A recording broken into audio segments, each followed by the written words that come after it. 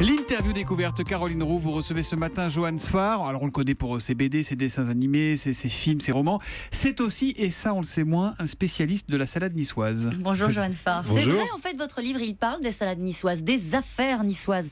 C'est un roman qui imagine le retour de Jacques Médecin à Nice. Je rappelle qu'il a été maire de Nice durant 5 mandats. Vous l'avez fait revenir d'exil fiscal parce que vous avez, personnellement, grandi dans la mythologie de Jacques Médecin.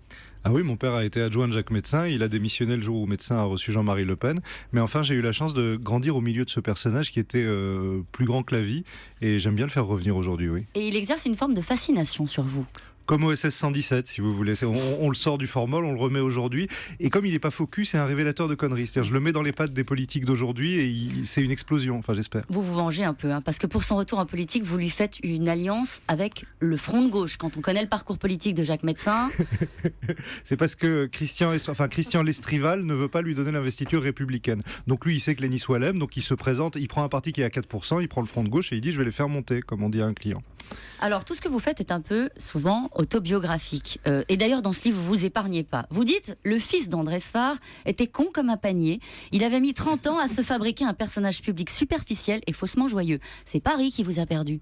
Oui, c'est ce que je raconte. Oui. Oui. Comme j'en mets plein la gueule à tout le monde de l'extrême droite à l'extrême gauche, il ne faut pas que je m'épargne parce que sinon ce serait pas juste. Alors, il y a Jacques Méranda, Jacques Médecin et Christian Lestrival, Christian Estrosi.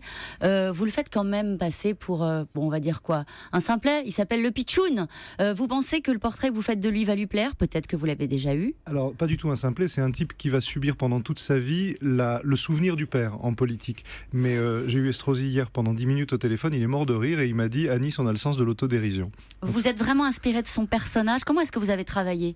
Non, ce qui me plaît, c'est l'idée de l'ombre de Médecin qui est encore là. Et d'un type comme Estrosi qui est obligé de subir cette ombre qui est à la fois qu'il grandit et qui en même temps est assez encombrante. Quand à un moment, je lui fais dire à Médecin, à cause de vos conneries, ça fait 20 ans que je suis obligé de porter la kippa tous les jours, je raconte un peu les rapports conflictuels qu'avait Médecin avec les diverses communautés de Nice. Alors vous faites plaisir, vous vous amusez en fait avec cet exercice du roman, vous croquez les politiques.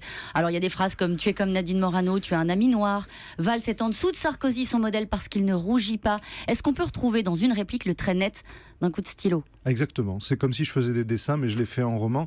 C'est une comédie mais c'est avant tout un polar. Il y a des flingues, il y a des poursuites, il y a du cul. Moi je voulais faire du San Antonio mais avec des politiques que je vois tous les jours. Voilà. Oui, la politique dont vous rêvez, vous préféreriez que ce soit des personnages aussi truculents parce que vous moquez beaucoup la novlangue des politiques. Vous les faites parler comme dans un film d'Audiard. C'est pas ça la politique aujourd'hui.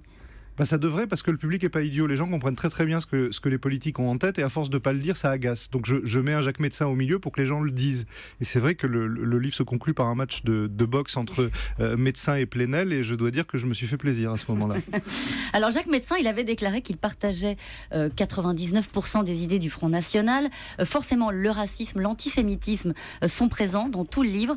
Ça, c'est un combat qui vous donne envie de vous dépasser, de changer d'exercice. Je ne sais pas si c'est un combat, mais c'est un sujet. En tout cas, ce qu'on fait à Paris dans le domaine du racisme et de l'antiracisme, ça ne marche pas. C'est-à-dire des grandes idées et ne pas rencontrer les gens, ça ne marche pas. Nice, c'est l'inverse. C'est une ville avec beaucoup de bagarres, beaucoup de bassesse, mais une vraie capacité à se rencontrer. Alors, je ne fais pas l'apologie de Nice, mais je raconte juste qu'il y a une autre manière d'aborder les choses qui me paraît intéressante, qui peut passer par le coup de poing, mais je ne suis pas toujours contre. Ah bon? Non. Moi, je préfère qu'on s'engueule à la même table plutôt que de ne pas s'adresser la parole. Il y a une capacité à s'engueuler à Nice que je trouve assez salubre. Dans le climat actuel, par exemple, c'est bien ce qui est en train de se passer puisque vous parlez du coup de poing. Ça fait écho à cette espèce de bras de fer qu'on est en train de vivre entre la CGT d'un côté, le gouvernement de l'autre. C'est bien de s'engueuler comme ça? Non, mais là, on est dans le psychodrame. On dirait que ça sort de mon roman. On dirait que tout le monde dit retenez-moi ou je fais un malheur. Alors pour le spectacle, c'est pas mal puisque le moral des Français est à la hausse. On revoit des caricatures.